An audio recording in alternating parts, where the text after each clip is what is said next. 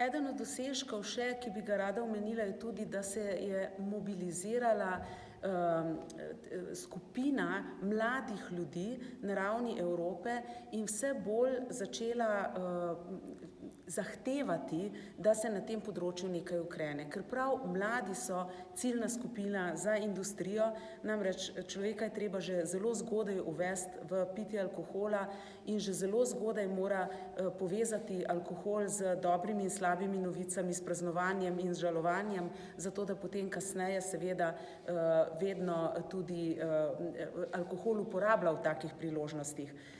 Mladi so prepoznali, da jim je alkohol vsiljen, morda je tudi to zato, ker je bil resnično vsiljevan na načine, ki so bili zelo transparentni mladim, ne pa toliko nam, ostalim, ki ne spremljamo medijev na enak način, kakor ga spremljajo mladi, preko aplikacij na internetu in tako naprej. Mladi so sami ugotavljali tudi v Sloveniji, da je danes promocija alkohola na spletnih medijih izredno pomemben faktor in jih doseže, tega seveda pogosto ne jemljemo dovolj resno.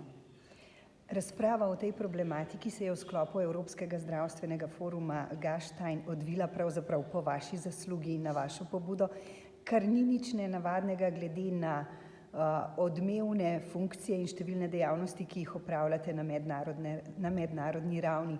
Po drugi strani pa je zanimivo, da še vedno vztrajate in ostajate v sklopu Ministrstva za zdravje. Glejte, jaz sem se osebno odločila, da bom kariero peljala v svoji lastni državi. Mislim, da naša država potrebuje ljudi, ki nekaj vejo o javnem zdravju, sploh na teh kritičnih področjih, kot je tobak, alkohol, prepovedane droge. Sem dobro šolana na teh področjih in zato mislim, da je prav, da sem ostala doma. Čeprav seveda včasih človek pomisli, da bi bilo bolje delati nekje zunaj, kjer je manj pritiska